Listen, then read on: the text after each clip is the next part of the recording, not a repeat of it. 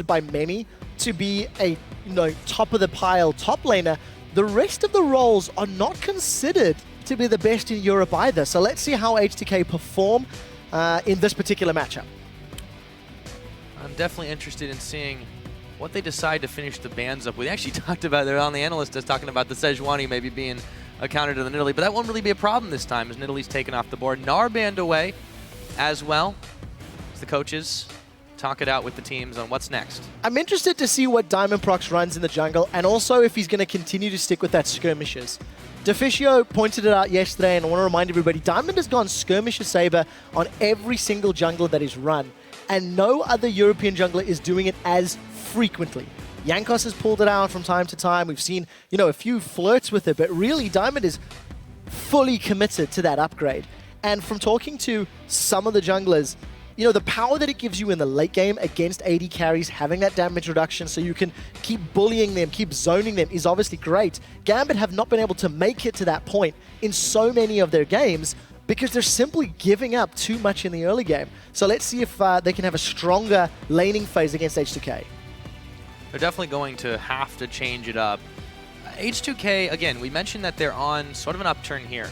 But if Gambit can upend that table and grab one win back here, what must that do for the comments? You'd be beating out a team that is just, solidly, they've said, maybe not the best team, of course, but they're still on a good trend. If you can beat them when they're on that upswing, you can grab quite a lot back for yourself mentally, and they will take a first pick Kassadin for themselves. Nick really has been trying to force the assassination, but this is still a flex pick as well.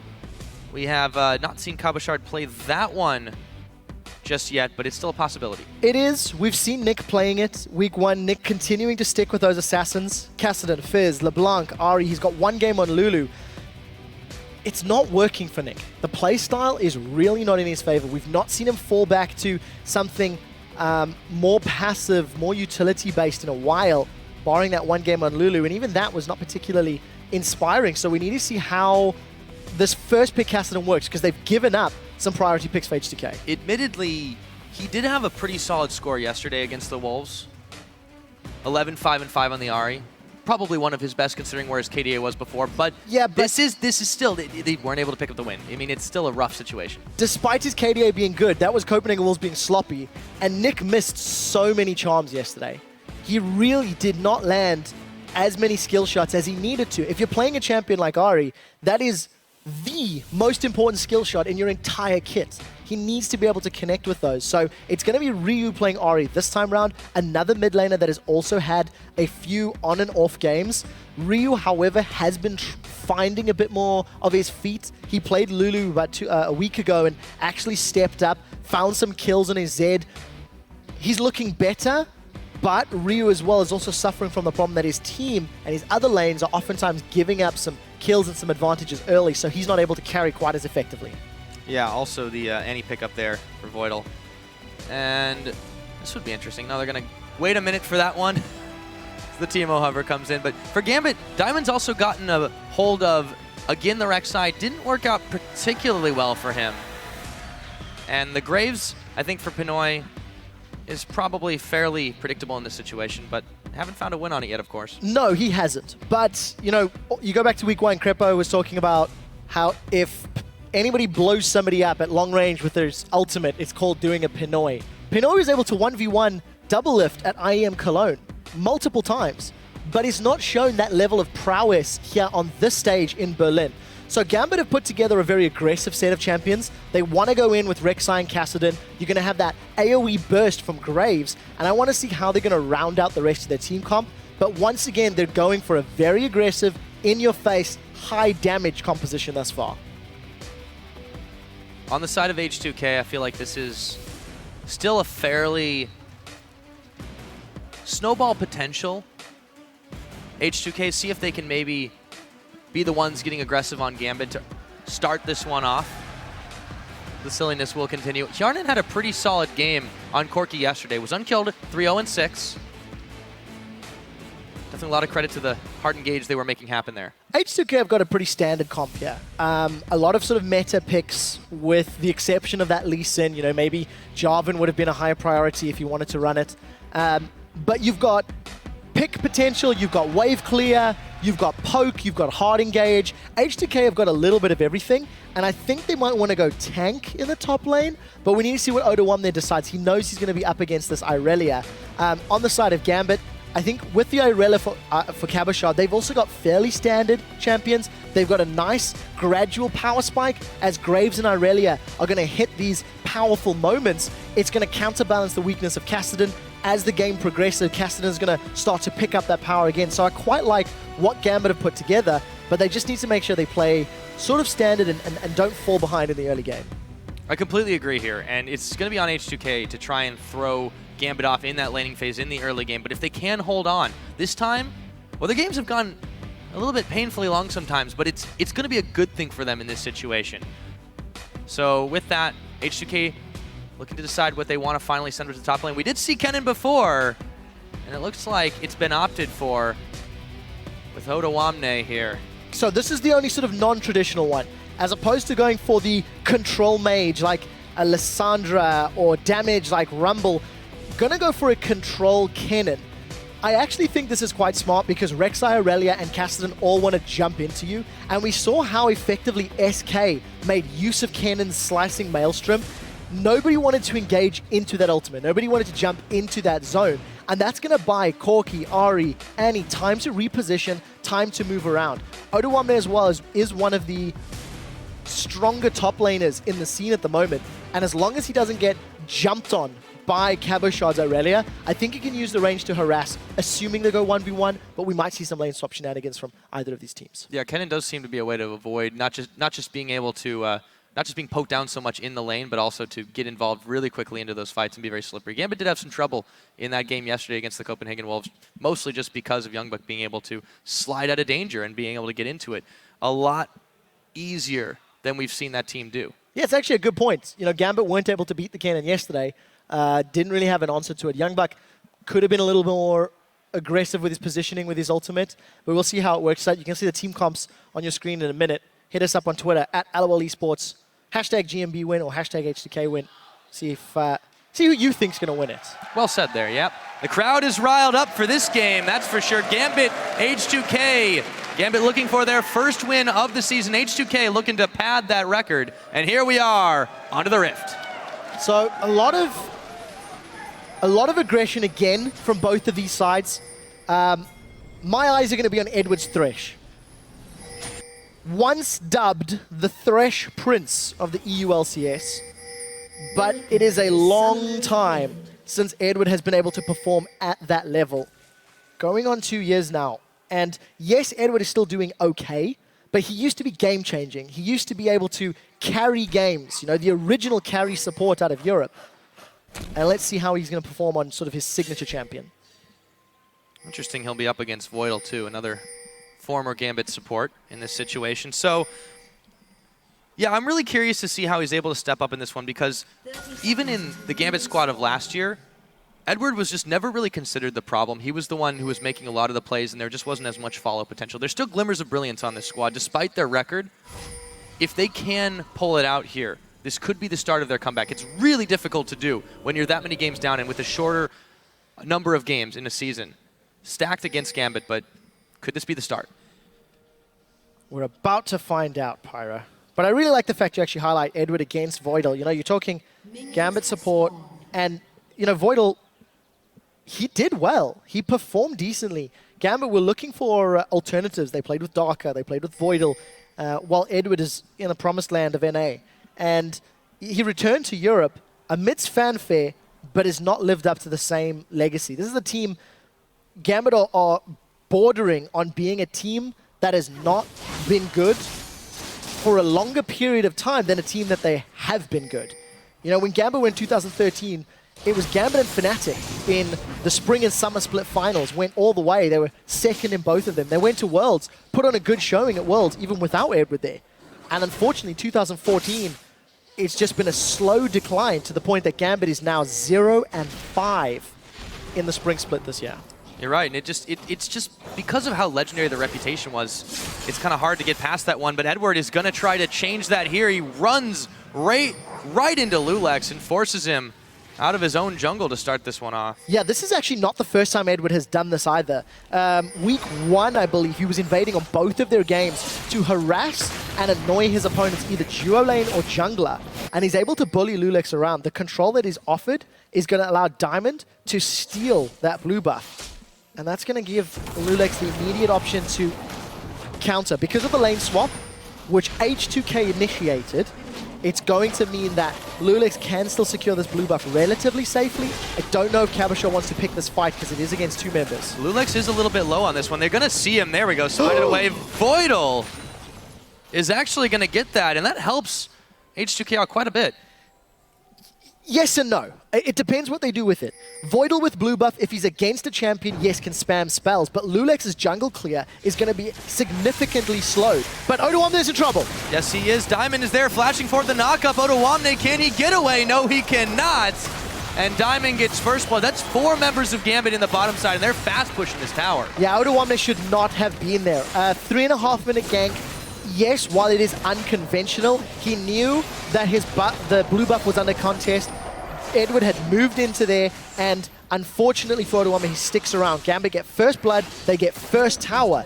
Remember that the buff went to VODS as well, so let's see what VODS can do with this ability. He's not pushing the wave top. Hyonan appears to be freezing it, so he's not even spamming the spells out. And the fact that Lulex is still going to be very far behind, it's going to slow down this Lee Sin an incredible amount.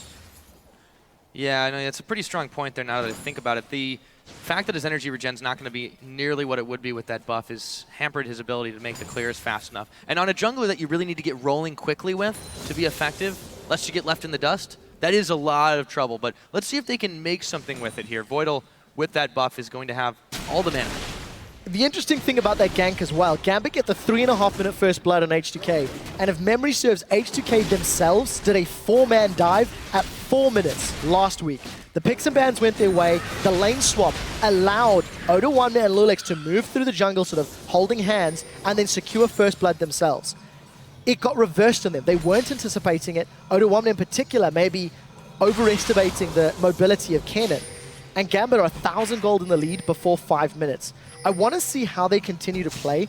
With that tower down, you can see that Pinoy is moving up to the top lane, and he's got the support of both Diamond and Edward. So they're looking to set something up on Hyonan. Flash and Valkyrie, this is going to be tough. Yep, he's going to immediately use that one, the hook, not predicting where Hyonan was going to go back to the safety of the tower. But again, Gambit look at behind. Try to fast push this. Yeah, this is still dangerous. VODS and Lulex are here, but they're spotted by Diamond Prox. Opting against this, so they didn't want to commit to the fight. Scared of the CC that Thresh was going to put down and the damage from Rek'Sai and Graves. It is very, very scary. So despite the attempt, they also defend the tower. No fight comes of it. So, and you called it too, because VODS really didn't make use of that blue buff in any way whatsoever. So really ends up burning H2k there in that situation. However, still trying to hold out in this top side. Eddie and Pinoy don't have the minion wave to shove this one in just yet or force Hyonan back. Look at the support from Lulex and VODS. Maybe expecting a dive.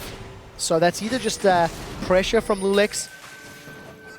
Not really looking to set anything up. Lulex still a little bit down on Diamond. Few CS. And obviously Diamond got that first blood, so he's going to get one step closer to enchanting his jungle item. And the lanes have swapped.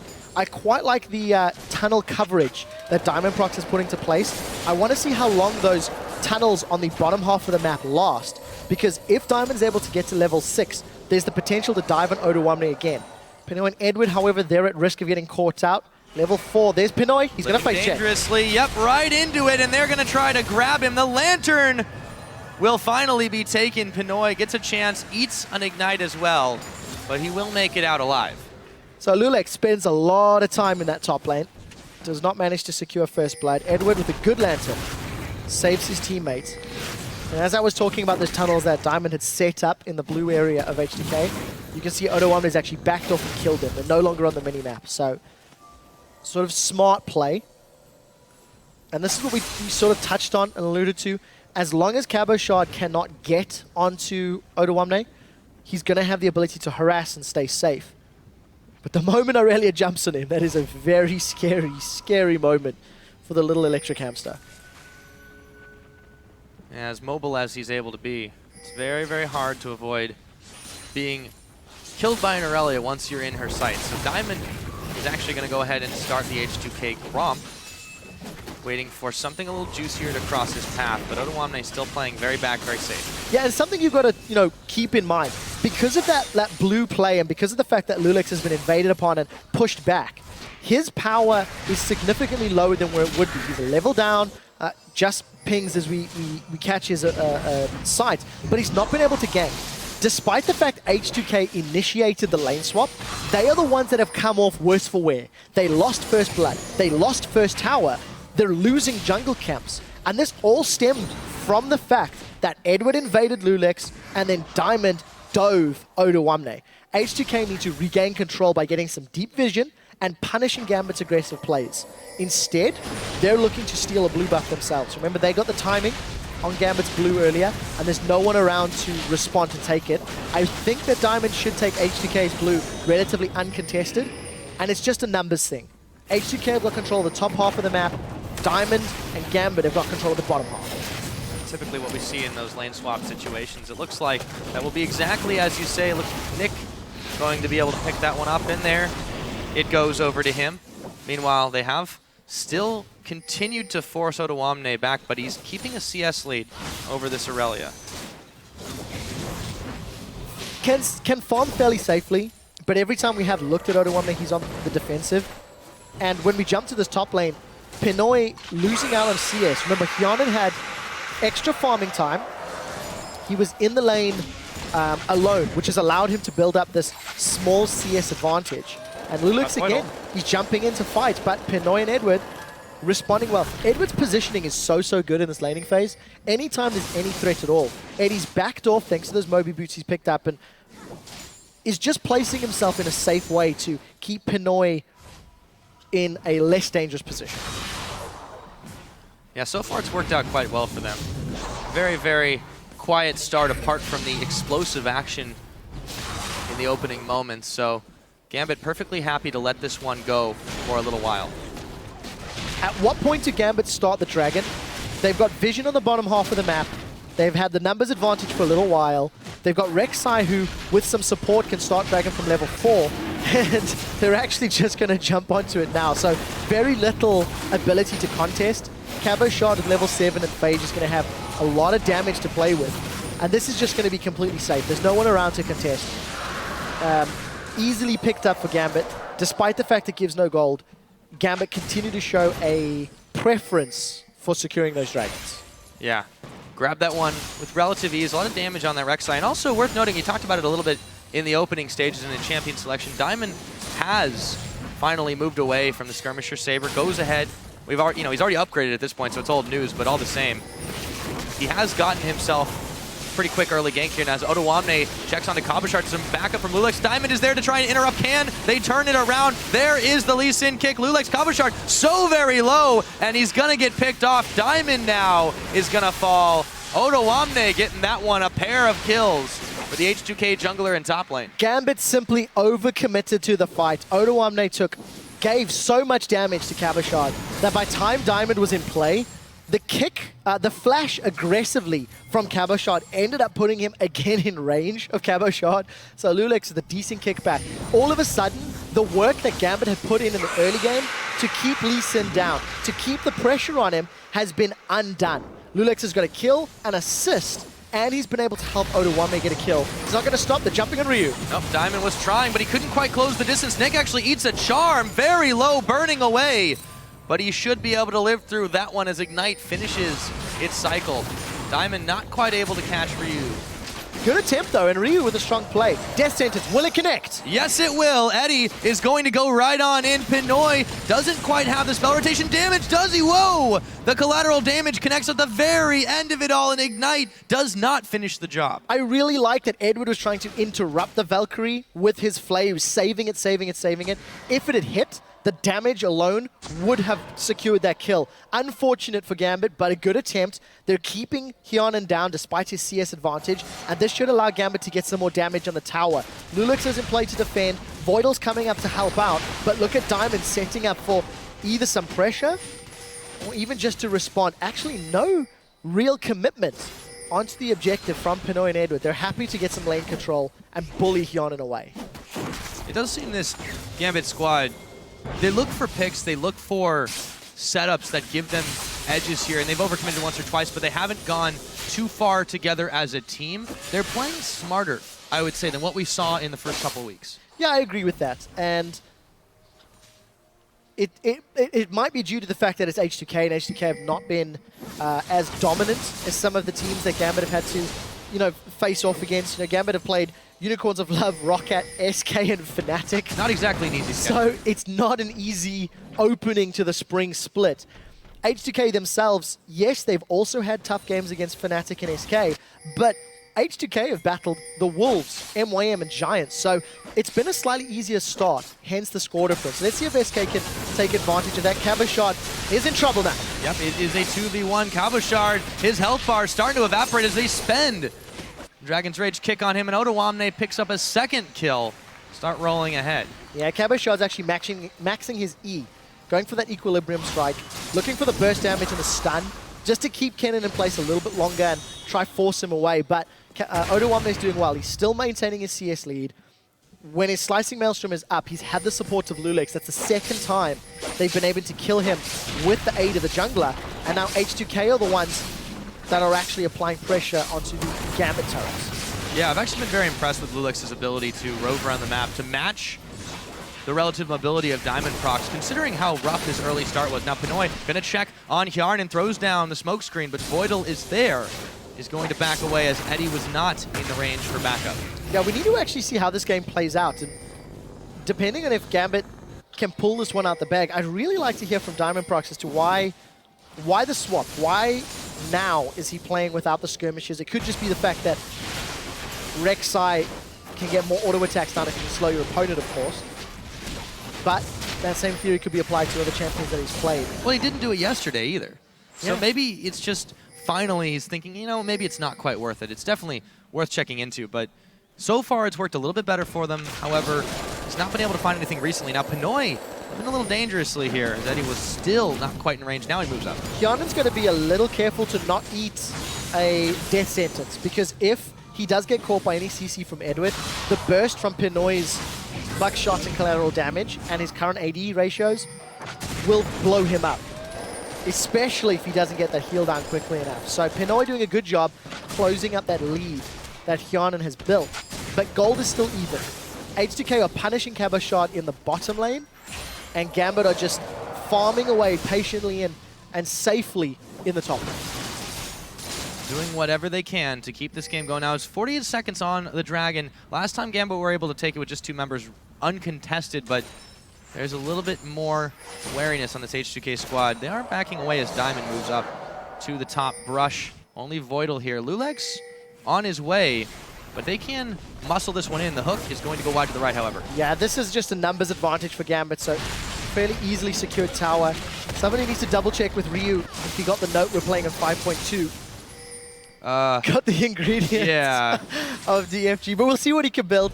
He obviously got a big chunk of farm that could have been unexpected. Still useful items. Yeah, of course, of Don't course. quite build the way they used to Built now. himself up that fairly sizable CS lead. Oh, Voidal's the hook. gone! Oh my goodness, there goes the Annie. And Gambit with their Death Rush set up. Harnon's able to get out, but all the same, that's quite a lot of burst. Yeah, that was a good commitment from Gambit. Easy peasy kill onto Voidal, as he was the one that was actually face checking. But what do Gambit do next? So Dragon is up. They've not got the numbers advantage in the bottom lane, and they're not controlling H2k's jungle as effectively as they were. So let's see where Pinoy and Edward go. If they're going to group up to try and pick a fight in the pit. The one thing Gambit has to be wary of is if Odoamne gets a good Maelstrom down with a Tibbers, that could be the AoE that H2k need to control the area. You can see Odoamne's just completed himself that Raleigh Scepter, so going to give even more zoning power to this Kennen, which is what they're looking for. It's what they want for him. On the front line, creating a safer area for his team to do battle in. And the fact that Hjarn has had that Trinity Force for a little while, they're a very powerful position for this next team fight. I do like, though, that Gambit has sent Cabochard up to the top, even if he's not going to really be able to deal with Hjarnan. They would have the numbers advantage thanks to the teleport if they started it. However, Hjarnan has already started his back away, and H2k, after putting down a couple of wards of their own, are going to back in mass. So Gambit all grouped up in between this mid lane and the river, debating if they want to start this one off. Yeah, the vision for Gambit's not deep enough to super safely move into the river. They have got some wards in and around the entry at least, but with the dashes and the mobility that Thresh, Graves, and Rek'Sai have, they've actually entered the pit from the safest option and outside of the vision of H2k. Hjarnan smelt something is up, but H2k are late to the party. Yeah. This is going to be close, Pyra. Very, very close indeed. Hjarnan tries for the steal. No smite to him, though, so he can't quite do it. Diamond will eat a rocket on the way out, but safely secured. Second dragon for Gambit. Why fight if you can sneak it? Yeah, exactly. Very smart play from Gambit. They're going to lose a tower in the mid lane, so that'll keep the gold even. But very intelligent positioning from Gambit. They placed the wards in the river. They didn't need to go through the river to get into the pit, so they didn't need the deep vision, which is the traditional way to start off a safe dragon engage. And Diamond was able to smite that one away despite Hjarnan trying to get the burst from Corki. Now, how do Gambit start a team fight? They need to flank. They need Cabochard coming from a side lane to try get that equilibrium strike, or even Diamond getting a tunnel from the back. If they can do that, it will allow Graves, Kassadin to just get the damage down. Although, Pinoy's down in the bottom lane, so they're not going to be looking for a fight. And I feel like he's missed the memo. A little bit more farm on his mind. Now, Cabochard jumps in onto Odoamne. Low tower at the top. Whoa, hello. The Maelstrom comes out as well. Cabochard is going to back away from that one, but it was very, very close for a moment. Yeah, a lot of damage from Odoamne and Cabochard. I didn't anticipate Cabochard being burned through so quickly, but had Odoamne stuck around and eaten a few auto attacks from Irelia, the sustain plus the Trinity Force procs could have worked in Cabochard's favor. So wisely, both top laners back away. Odoamne's done a lot of damage on that top tower. Is going to open it up as an objective, once they decide to move forward. And that's actually a noun. Decent work. Yeah, we'll get there. Yeah, we will. Get there. So Ryu has made do, by the way, with his ingredients. He goes ahead and picks up the Death Cap first, still sitting on that Fiendish Codex as well. So he can definitely utilize that, but I feel like he made the realization a bit later. Yeah, and the mana regen item he should pick up will most likely be the Morena Nomicon. Yes, there is a lot of magic damage threat from Kassadin, but it's not particularly, there's nothing else on the rest of the team. So Ryu, the sooner he can get to an Hourglass, have that additional armor, the happier he's going to be. But both teams just trading blow for blows. We're 20 minutes in. There's 300 gold separating the teams. Itemization is ticking along. Pinoy's going for that give me burst now with the Brutalizer Eye Edge. Trinity Force, the Sorcerer she's picked up. So it's just slow and steady, and the only engages we're most likely going to see is if someone's out of position or if they fight around Dragon. Yeah, the scattered skirmishes really going to seem to be the way to go for a while. Again, Gambit is perfectly happy to let this one stall out for a while because they do have the scaling on their side. They've got an Aurelia and a Kassadin, two very item-dependent champions who, well, Cabochard has hit that item spike. However, he hasn't really been quite as relevant just trying to 1v1 Odoamne for the most part. And at this point, there's no reason for them to try to take a straight team fight. H2k, on the other hand, are trying to get a little bit of map control. They're going to clear some of those Rek'Sai tunnels away.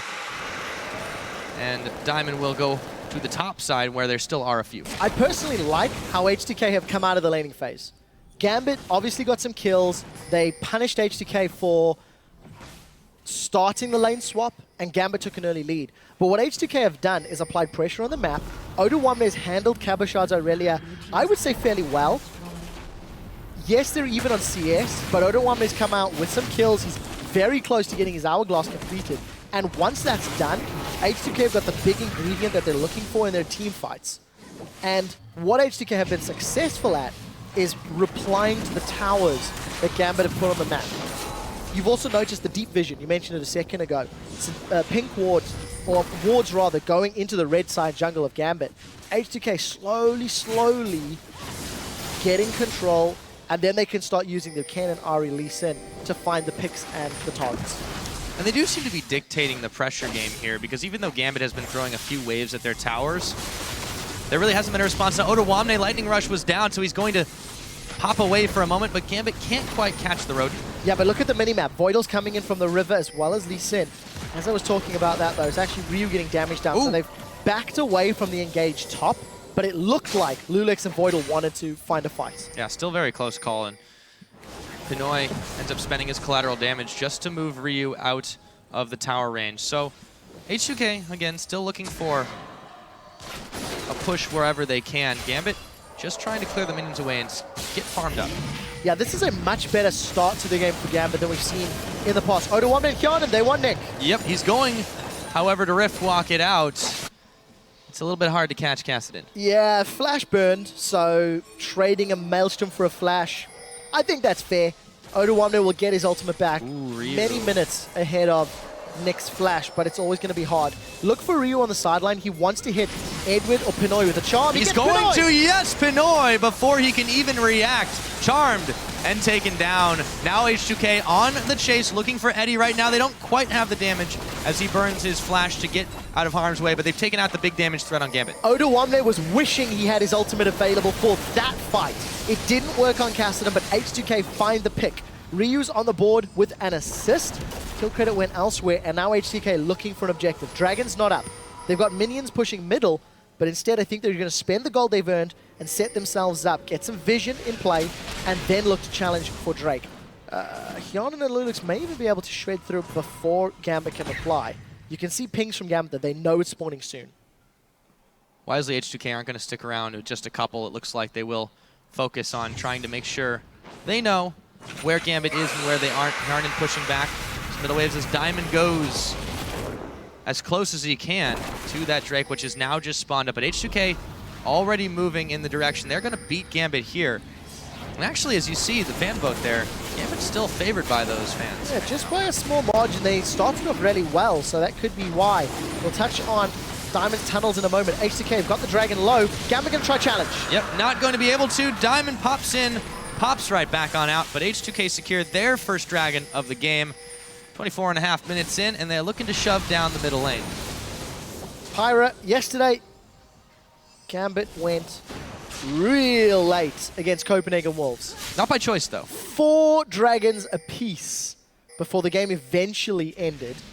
And Gambit also picked up the first 4 of those dragons, so it really started to go 180 degrees after a while. They had a very early game focused comp. This time it's very different. Oh, Eddie eats a charm. Today's game feels much better. Gambit are not missing as many abilities. They actually took some good moves against H2k in the early game, and they're responding better to H2k's plays. One thing that I like, oh, here comes Odo1 from the side. Yep, he's going to go in with the Maelstrom and now taking extremely low, but H2k is here. The hook caught Lulix the collateral damage, and H2k have to back away. Can they get the assassination? Combo shard kicked away as he grabs Odo1, but he gets a double kill on Voidal nonetheless. Nick on the floor, chasing forward. Ryu, extremely low, spirit rushing his way to safety, but Gambit, that was a fight that they were looking for. Odo1's Maelstrom did not hit enough members of Gambit, and he was too far ahead. The rest of H2k was simply not close enough for that team fight to work out. Gambit punish, and Irelia and Kassadin run down the members of H2k. Gambit get their 3rd and look to be 4th tower of the game and arrest control. You were just saying how Gambit have been able to react so well to H2k compared to the rest of the teams they faced down this split. And that is a textbook example right there. A moment of mistiming by Odo1 goes in just too early for his team to be involved in it. And Gambit were able to turn it around. Honestly, they could have gotten more had there not been so many escape utilities on H2k's side, but still, 2 kills in this situation and a tower, not bad at all. Yeah, and if you're Odo1, what you want to be doing with that cannon is waiting for Gambit to jump on you. You want to counter-engage with the Maelstrom, because you noticed how easy it was for Gambit to get away. Diamond's going to use the tunnel, Kassadin's going to flash away. Yes, that Maelstrom hits 2 or 3 members of Gambit, but the rest of the team just kited around the side lanes. The burst damage from Pinoy, as every member of H2k grouped up, just set them up for such an easy kill. Very well played by Gambit to deal with Odo1, and I think over-eager from H2k. Yeah, not only that, but I think Odo1 misplayed that in not just getting there too early. He had his Zhonya's available the entire time, and he didn't use it. That would have bought just enough time for H2k to get in there, but he'd already eaten all the damage by the time they arrived. Yeah, unfortunately, was caught out in the moment he arrived, and good equilibrium strike from Cabochard helped out. What I do like from H2k, they've got some deep vision down. It's going to at least give them some information to work with, but it's only going to last a few minutes. And Gambit are the ones that have been able to deal with H2k's aggression as they've now swung back. H2k looking for ways to get on the inner turrets. And the only way that H2k have found to get on those inner turrets is to try to force those engages. They're looking for fights. They're looking for Odoamne to go in. And it hasn't actually been as convincing as H2k would have liked. H2k, however, still not very far behind Gambit. This game has gone back and forth, but not in huge swings. It's been a very, very slow tick of the pendulum here. And even though they've overcommitted, as you mentioned, they've tried to force a few things. Gambit's reactions have been a little bit too good. What do you think they really need to do, though, to get the lead that they need to close this out, or at least to get a big push on Gambit? So for both teams, it's going to come down to warding. For both teams, it's going to come down to whether H2k are ready for a team fight. Can they deal with Rex, Irelia, and Castan jumping onto them? And can they survive Pinoy's burst? Pinoy with his Ghost Blade and that Infinity Edge is hurting a lot. And in order for them to do that, they have to keep that vision game up. They know Gambit wants to aggress. They know Gambit have got this team comp that they want Cabochard to come in from the side lanes, or Diamond to even come in from the back. And Diamond's tunnel network has been fairly deep for this game. So whoever gets those wards in place, you can see H2k again going for that, as Deficio calls it, in-warding. Group up, get in, ward, and get out. But what do they do with this information? How do they play with it? We've got 3 minutes to see. At the moment, H2k have not actually had the greatest play with their vision. Yeah, for all those wards that they have placed down, it's not really affording them much of anything right now. Grouped up around the middle, Gambit trying to force the issue here. Dragon is about a minute away. And for H2k, denying that third is about as important as it is for Gambit to grab that extra mobility. Very interesting to see where the Sheen goes for Nick. Got the option if he wants to go Lich Bane, got the option if he wants to go Iceborne, Gauntlet, get some armor up. But we'll see in a moment. And again, this is just telling you exactly what Nick wants to do. He really wants to fight, get that damage down, increase his burst even further. And if you can combo all of that into the same targets for Gambit, you're able to use that mobility to your side. I was going to say, I love how he's still sitting on basic boots too, you know, trust the Rift Walk. It won't steer you wrong. As H2k hanging a little bit closer to the top side here and actually pinging it out by the Baron that they want to try to bait this brush and see if they can maybe make a trade on this one. And there is no vision here for Gambit, so they're in the dark, quite literally, but H2k is not starting the purple worm up yet. I like the pink wards from H2k. It's made it quite clear, but I think Gambit are aware. Let's see who gets caught. Yeah, it's Diamond. The Tibbers comes down, lands on Pinoy, and Gambit are starting to melt, but Hjarnan is going to be the first casualty of that one. Pinoy shortly following, Gambit trying to bail out of a bad situation. Nick with the Rift Walk over the wall. It ends up being a trade of 80 carries, but can Nick make the great escape? Odoamne in hot pursuit. Despite the fact that H2k had a great engage, because Cabochard is in such a great position and so well fed at the moment, he's got a good amount of farm, a large number of kills, he was able to actually just solo Hjarnan down. I think H2k, that was a good example of how to use the vision. They had the pink wards in play. Slicing Maelstrom also peeled away. Nick and Cabochard completely untouched. They just jumped in to focus Hjarnan down. And Ryu unable to really get more damage elsewhere. Voidal's down. Yeah, in the pit. Yeah, Gambit. I like that Diamond immediately used the Void Rush to get within range to try and head H2k off at the pass there. And they're able to push in. They grab Voidal out of position. H2k slow to react. Third Dragon over to Gambit now. And this is where it starts to get tough if you're H2k. You had almost the perfect setup, and they just didn't do much with it. And now they're caught on Odoamne. Play backwards. He's not going anywhere after that. Zhonya's finishes on up. Goodbye. Giving the kill to Cabochard. 5 and 2.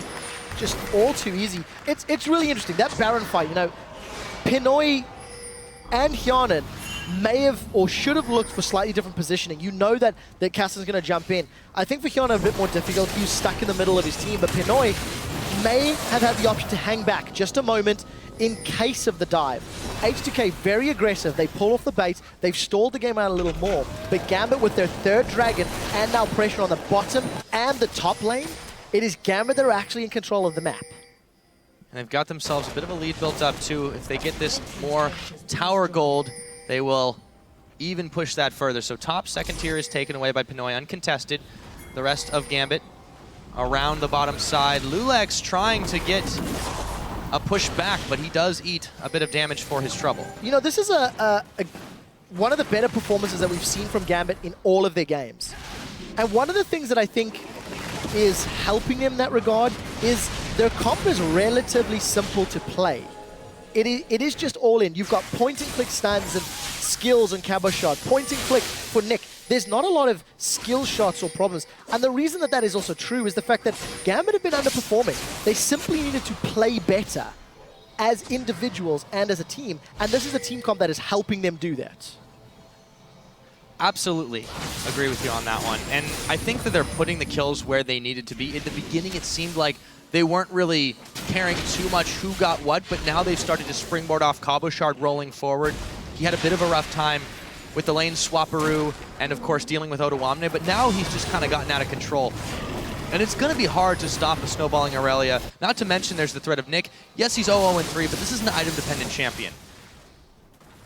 Yeah, I don't know what H2k are going to do. They were banking on this cannon to work. Odoamne was playing so aggressively, and he did okay, but he's not kept Cabochard done. He's the one that's lost by 30 CS. And if his Maelstrom does not protect H2k, then Gambit are just going to steamroll over that little Yordle. Yeah. Almost the antithesis of what they were actually thinking about picking too. I want to hark back to champion selection for a minute because they hovered the Mundo for a really long time, and I can't help but thinking that front line would have been so much better in this situation. It's hard to predict where you're going to be 35 minutes into the game, admittedly, but I just think it would have worked out in general for what H2k wanted to do in the game plan. I sort of disagree, mostly because Mundo's not going to stop Irelia, Cassidy, and Rek'Sai. Yes, he'll have a tanky front line, but he doesn't offer you any control in those team fights. He can survive a long time, but Nick, Diamond, Cabochard, they'll just be able to dash past him and through him. I think the cannon pick maybe could have been better if it was a Lissandra instead. You wait for one of them to jump in, you use your ultimate as Lissandra to lock them down. That gives you a similar zone of slow and control, and you can get damage down. But that's hindsight right now. Collateral damage used just to clear the wave. Speaking of hindsight. And H2k trying to force the pressure, knowing Nick's not there. Yeah, they turn tail and run on that one, but still push back. Nick actually not going to push this wave in, and H2k are pinging on the Baron. There is a Gambit ward there, but the Scuttle Crab Shrine is controlled by H2k, so moving into the pit right now, they're going to sweep out that one ward and not start the Baron up just yet. Gambit in hot pursuit. Gotta be careful. Eddie on those hooks. Yeah, we also see Odoamne step over a Gambit ward, which has been in the top half of that red buff, and that allowed Gambit to instantly just push down the middle lane. Waves working in favor of H2k bottom, working in favor of Gambit top. So we need to see which minions get where. Oh, but they've caught Voidal. He throws down the timbers, immediately evaporates now. They've caught onto Ryu, and they take him down. Benoy picking up another one of those. Turntail and run, H2k. They've got to be able to defend this top side, and Gambit are actually moving for the Baron. You look at all of the vision on the map, all of the wards from both of these teams. It's very good. There are tunnels in play. Voidal just caught out of position in the wrong place at the wrong time. Gambit punished, they get 2 kills. This is going to be a fairly easy Baron. Keep an eye on Lulux. He's getting close. He may want to challenge, but this is scary. No, they've chased him away, though. Actually, Nick is going to be able to pick him up. No smite available as 2 members peeled off to deal with that threat. Eddie taking up a lot of the Baron as it goes down in Gambit's favor. Another team fight or another situation where Gambit are punishing H2k. Look at the minimap. There's vision everywhere. Voidal had no support from the rest of his team. He had his flash available and simply out of position. Really needed to be closer to his team, hugging. It is difficult, but now Hjarnan is going to die. Speaking of positioning too, yeah, Hjarnan, you're not infinitely safe on a Corki. Gambit just starting to get these picks, and I feel like H2k is tilting here. Yeah, you know, Hjarnan was doing the best he could to push the tower, but he needed to back sooner because the empowered recall from Nick allowed him to get to base and then run down to the tower quickly enough. H2k are falling apart as this game is going on. It feels like they don't fully know how to play with their team comp, and now Diamond is the one that's out of position. Yeah, he's going to get stunned up, but you know, he's tanky enough at this point to be able to escape that. So he gets away, even though Ryu and Voidal were able to catch him. Charm, ooh, again, ooh, Diamond living dangerously, but Eddie is there. I don't really think they needed to pull the save. They just want to control the Drake pit here. Yeah, they really do, and Gambit have got control of it. I Warmogs Irelia at 6-2 and 2 with Triforce and Banshee. That is terrifying. Ryu's in so much trouble. Yeah, but Nick's the one who does get caught. Maybe they can still turn this one around instantly. Oh my goodness, all that damage. The Maelstrom coming out, but Cabochard picking up another kill. Ryu is gonna grab Eddie. Now Cabochard barely avoiding his own death. Pinoy chasing down Ryu, not quite enough damage or mobility to get that catch. They do trade 1 for 3, so Gambit still comes up quite ahead, can take their time about this dragon, and they really only need Pinoy and Diamond to do it. You are not going to get a better slicing Maelstrom than that. Oduwamne throws it down on basically everyone from Gambit, but unfortunately, H2k just did not have the damage to back it up. You'll notice Hyonin was not in the fight. So this is just going to be a 5 versus 4, and despite the fact that Gambit are caught in the Maelstrom, there was no Corki there. There was no consistent damage over time. Gambit used the numbers to their advantage and win a relatively easy team fight, losing only 1 and securing their 4th dragon of the game. With Baron buff and 1 dragon away from that Mega buff, there's very little H2k can do to pull themselves back in. They seem to be scattered, they seem to be playing catch-up, and Gambit is punishing them for that. Still even in the tower game, but mostly because Gambit just hasn't really been able to push in those with the wave clear that H2k possess. However, you're absolutely right. It's definitely starting to turn away from them. They're not even really able to do much in their own jungle right here. Ryu, with some backup, will chase Diamond away from that one. And now Lulex trying to chase with the help of Oduwamne onto Eddie. They've got the catch back onto him, and they will take the pick, but they still might pay for that. Cabochard teleported in. They look for Hyonin, and here comes Nick. They're blowing them all up. Pinoy with the collateral damages. Oduwamne is turned on target. Pinoy's going to find another. They're going to find a 3rd on top of that. Double kill to Pinoy. Oduwamne, Hjarnan, and Voidal all down for the price of 1 Thresh. Another 1 for 3. There was no Maelstrom from Oduwamne. They're going to carry on chasing. Yeah, Nick is going is tearing through H2k. Gambit have got the ability to push these towers, and Diamond's even going to interrupt Ryu. Yeah, Ryu was trying to back sneaky-like on that one, but Diamond's still chasing him down. They've grabbed a turret. Ryu cannot back to defend this. It's only Lulex here, and Ryu still in the danger zone as Diamond continues to push him away. Can he land another Brave Seeker? He can. He's going to chase him. So low. Yep, Ryu can't do anything. Oh my goodness. Gambit starting to run this game fully away from H2k's control. They're scrambling everywhere they can. An inhibitor went down in the middle. Big wave pushing up top.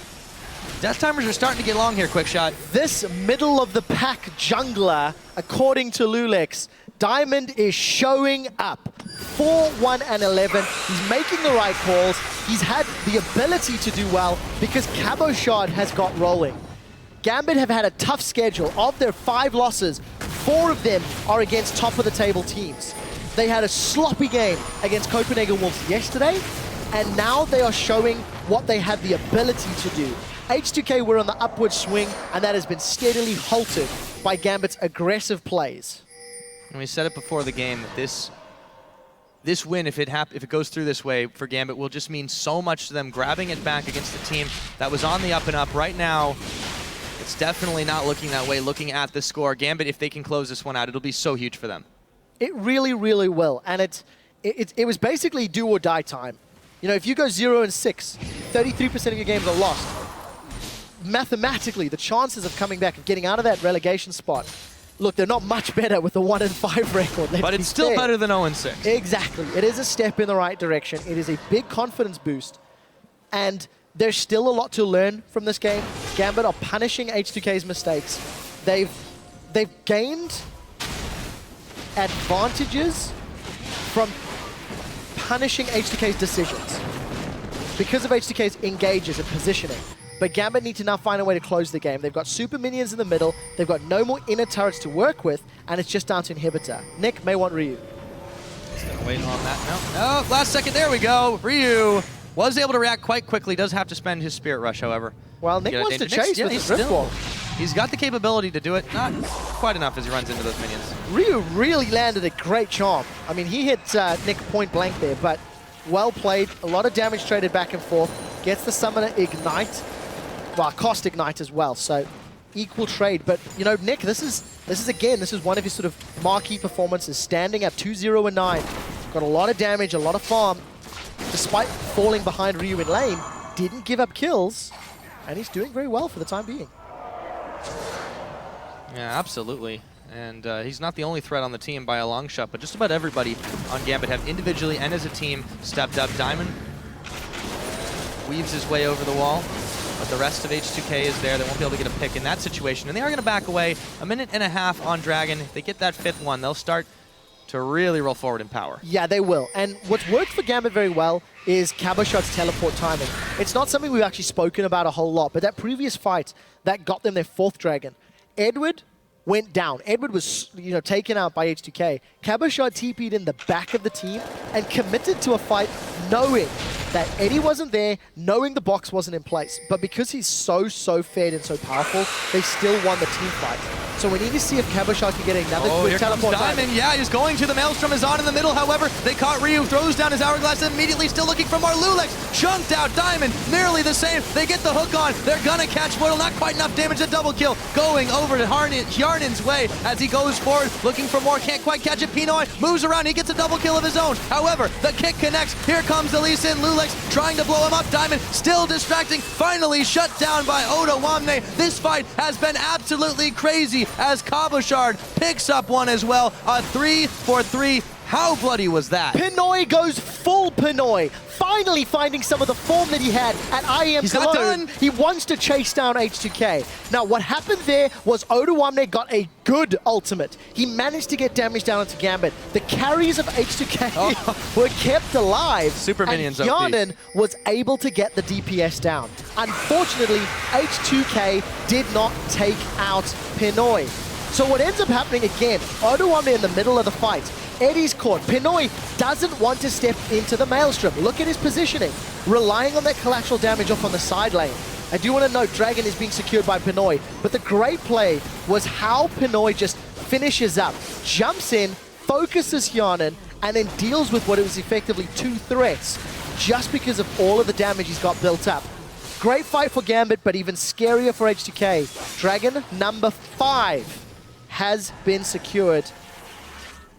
Aspect of the Dragon, countdown timer is on. What can Gambit do with it? They're certainly going to try to push in the middle there. Glowing for just a few. We'll see if they can.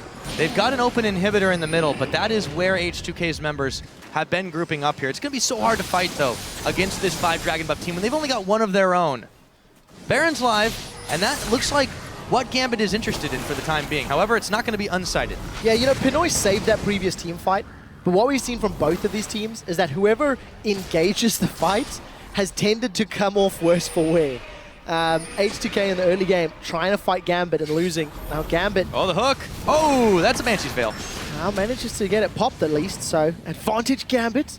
But they're playing the bait game. They're trying to pull H2k towards them. There's so much damage in Gambit that if they started this Baron, it would go quickly. The problem for Gambit, look at the minion waves. Top and bottom is not in their favor. This could come down to a 50-50 smite, Pyre, because Lulex is in range. He's got it available. Gambit, I think, wisely back away. They still try to grab something on their way out, but can't quite secure it. And as you mentioned, they do have to take care of some wave maintenance, so they will send Nick up to the top to do just that. Meanwhile, H2k have a little bit of a chance to grab some more vision of themselves. Ryu pushing in the middle. Pinoy's got to be careful here, but he's got the backup from his team. With the Mercurial Scimitar, that could be a very interesting duel.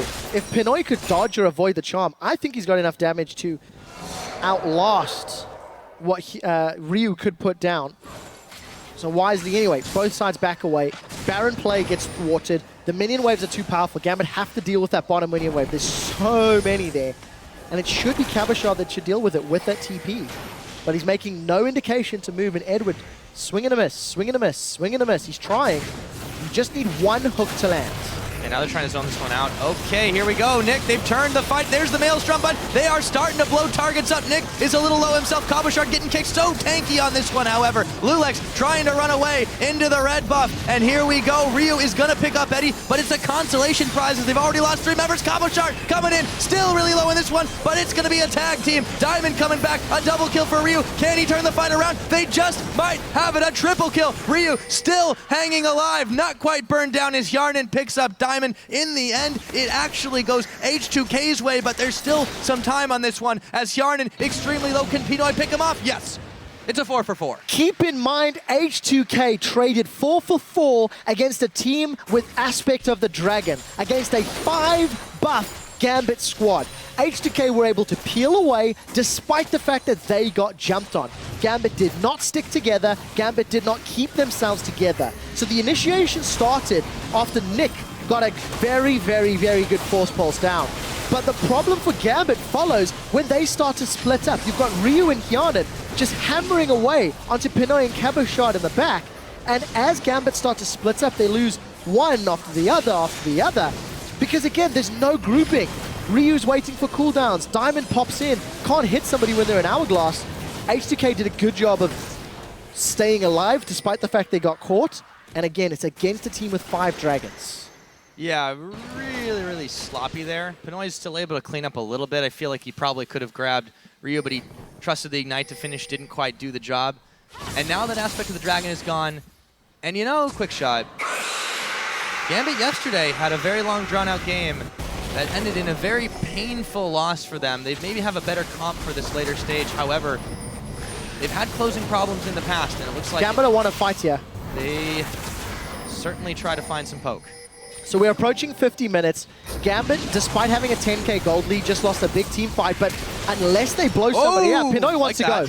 Yeah, he spends quite a lot of summoners for that one. Here comes the Kassadin. They get the shutdown, but Nick is going to pay dearly. Otawamne, can they turn the fight after this one? Cabochard going into the back line, kicked away from all that one. Pinoy is going to find the pick onto Otawamne. Diamond, they turn onto Voidal. It's a double kill going over to Pinoy. They have turned up the pressure. They've so far won this fight, but there's still time. Hyanin, the hook, not going to connect.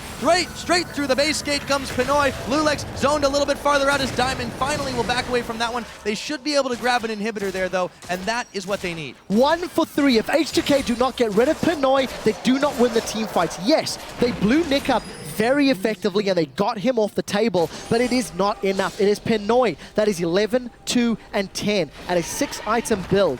Gambit once again gain map control by re-securing that inhibitor, and they're going to take the Baron out. Minions are pushing in favor of Gambit on the bottom. They should be able to get them to push in favor of Gambit on the top, and that might be the way in for this Gambit squad. Nick, I really like this flash rift walk engage.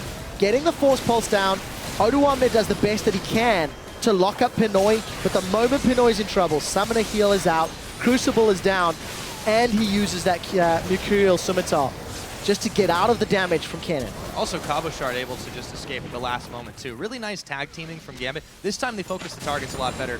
They got themselves an inhibitor and a Baron for it as well, so at this point, you've got the tools to close this one out. How are they going to do it? They're going to wait for H2k to pick a fight that Gambit can win. Because it's pretty clear that when Gambit are forcing fights themselves, they lost. The reason they won that previous fight is because Ryu was out of position. Ryu took so much burst that Nick was able to chunk him down and flash engage. Gambit have got Baron, Gambit are going to take Dragon, and they're going to look for somebody to be out of position before they jump in. I mean, they've got all the buffs in the game.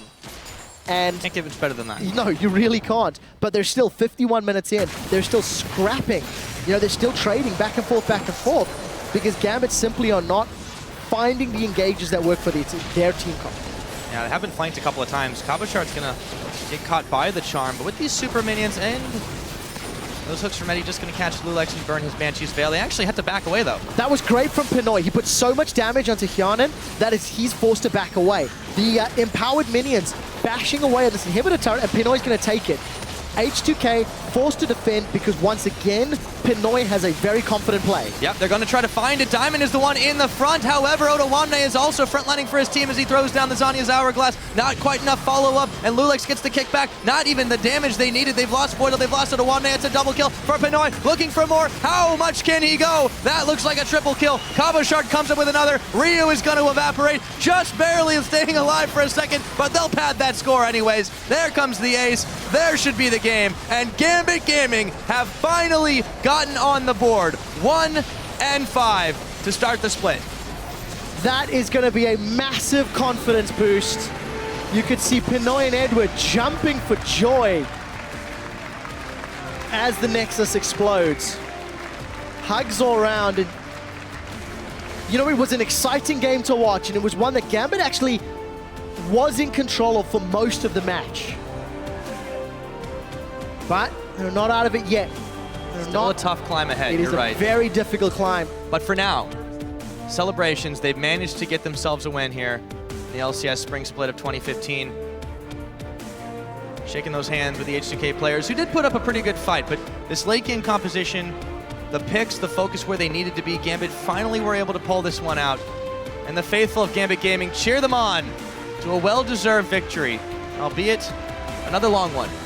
It was, 52 minutes on the clock, and what was it, 6 Dragons, 3 Barons, really, really objective hungry. Gambit Gaming, I liked what they did in the early game. I really like how they punished H2k's lane swap. Their tower dive was good. They responded to Lulex's theoretical play well. Edward getting the pressure in the jungle. The problem fell for Gambit that they didn't really know how to press their advantage. The only fights that they convincingly won was when H2k made a mistake, when H2k were out of position. So Gambit need to find a way that they can actually win a fight without their opponents making a mistake. Yeah, and they made several of their own, not just that game, but throughout all the games they've played so far. So there's a lot of holes to plug in this Gambit team, but that is a huge confidence booster. H2k was on a really big upswing. They give up the ghost in this one. Gambit is able to close out against them finally, just overwhelming them for the most part. So congrats to them. They've gotten on the board. It's still a long way to go, but definitely better than starting 0-6. Yeah, look, Gambit were really struggling. You couldn't have got a worse start. 0-5, the games were going worse and worse and worse. They've picked up some confidence. H2k, their breaks have now been halted. They've had another 0-2 week. Despite, an upward trend, this game really shows that cannon pick did not work out. Cabochard was unaffected, and it was Odawamne that was unable to really control team fights with it. I think I like the theory, but the execution just did not work out. There was too much mobility, too much damage from Gambit. So H2k have to go back to the drawing board and say, was this the right game or the right opponent team comp to pick this cannon into? And probably their coach will have to help break that down and see if it's going to work next time. They have played a number of different things in general picks, and Odawamne has been kind of at the forefront of that. He played that Scion against the Wolves, didn't quite work out for them as he was caught. Actually, it's not it's really kind of characteristic that Odawamne has been the one trying to initiate fights, but he's always a couple seconds ahead of his team, and that's burned them a lot. That one big fight in the middle that Diamond and the rest of Gambit were able to turn around, and once they get ahead, they had so much chase potential. It was ridiculous to try to get away from them. Even Ryu with 3 Spirit Rush charges wasn't able to get away from half of that. And as you mentioned, Pinoy just goes bazooka on the whole team. Yeah, there's 2 things you've got to take into account. First pick, blind pick Kassadin from Nick, and it worked out. He had a great game. What was his end stat? 6-3 and 17, only giving up a few kills right near the end. And it was actually a last pick Kennen from H2k. So they had a whole wealth of champions to pick from. They had Lissandra if they wanted to go that route. They had Mundo if they wanted to go that route for the tank. And they opted to go Kennen into the full team comp of Gambit. I think it's, in my mind, it is a big discussion point. It is something that we'll see if the analyst desk agrees with. But it did not work out. The first pick Kassadin did. I was not confident in Nick's ability, but he proved, I think, a lot of people that he has the ability to perform against the likes of H2k. Yeah, and not only for Nick, I want to really touch upon Diamond this game because, we saw that preview video. Lulex called him a middle-of-the-pack jungler. Yeah. This time, Diamond had an amazing kill participation, involved in 30 out of 33 kills. He was 5, 3, and 25 on the score. Insane amount of mobility in the Rek'Sai. He got some of those deep tunnels down, maybe not so quite as many as we've seen from some of the others that have had it, but really, really stepped at this time, and Lulex just was not in the same class. Now, for a deep dive into Gambit's win, we're going to go ahead and hand it over to Shocks and Amazing over at the analyst desk. Thank you very much.